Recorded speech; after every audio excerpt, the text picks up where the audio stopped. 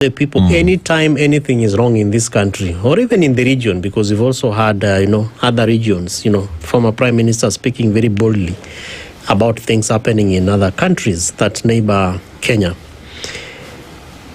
Most citizens who feel aggrieved would feel that they would want to be closer to ODM to speak for them, and especially because of the former prime minister and largely the political leadership of ODM. Do you think that this rift, and especially the clamor that we see around Linda Mwananchi, led by Mheshimiwa Sifuna, Babu and others, also CETs, who is also your deputy party leader, right? Do you think that there is a new front, a new voice, an emerging voice for people who feel aggrieved by the things that are happening within the wider broad-based government? And they are saying that, if ODM cannot speak for us the way it used to be, and we cannot find salvation, of course we are coming from Easter, within that broader ODM, then we are going to support Linda Mwananchi. And how, the second question is, how prepared is the mainstream ODM, the original ODM, the Linda ground, to absorb new voters, especially based on what Mheshimiwa Kalasinga said, that there is an emerging new voter bloc.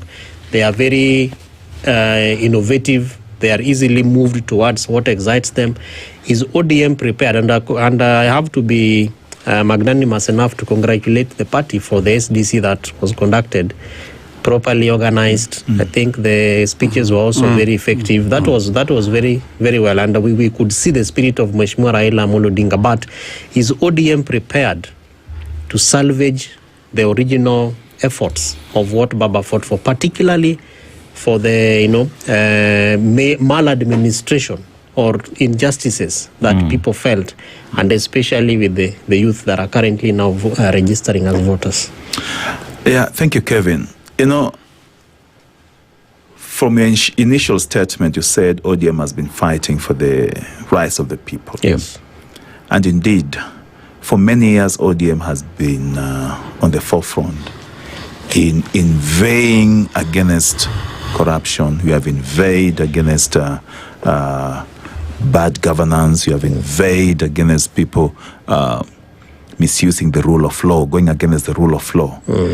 It's the same spirit that as a party, we are also inveighing against misinformation, disinformation, and malinformation. There is a lot of fake news surrounding this issue of ODM. And I would say, as a party, we are victims of external forces that are also ganging up against the party, because they could not fight Raila Odinga when he was alive. They loathed him. But now that he's not there, these external forces want to use the small rift that is there within the party, something that could have been solved by the party. You will find external forces either using proxies or also just appearing to try and discredit the party that has been built for over the years. 2 decades of a stronger democratic party is not a main business. So what we are witnessing is something that is not what we would want to happen to a party. Because these external forces, how do you explain somebody belonging to another party going to a parallel meeting supposedly convened by the ODM, a faction of the ODM, and then says that person is from another party, and they don't expect Honorable Majimbo Kalasinga to utter the words that I'm going to quote here.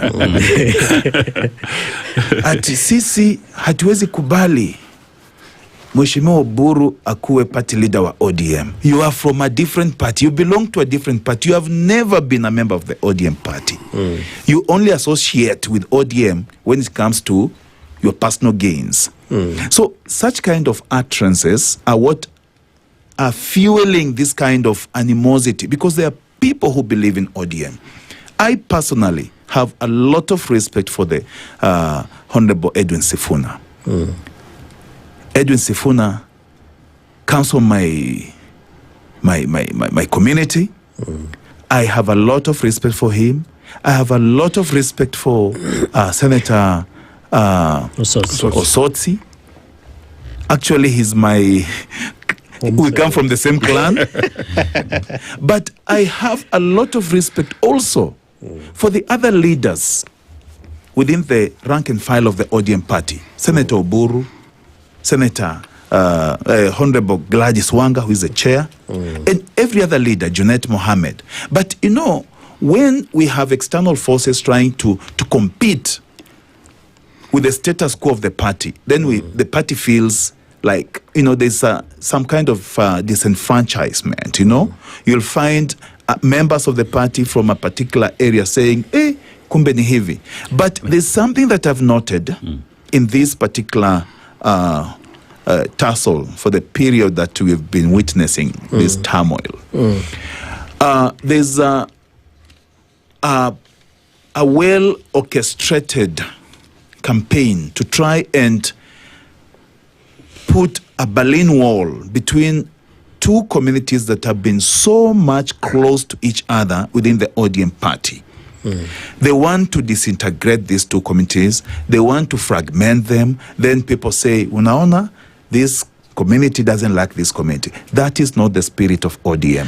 The ODM believes in unity of purpose. The ODM believes in oneness, and the ODM believes in a stronger democracy that we can all be proud of. Yeah. Mheshimiwa Kalasinga, I want to look at ODM before broad-based arrangement. Yes, you know, ODM was that party where cost of living is high. ODM would be there to talk about it. You talk about injustices. Raila Odinga would call out these. ODM would be pro-people in everything that they would do. Enter broad-based, and you remember broad-based at the time when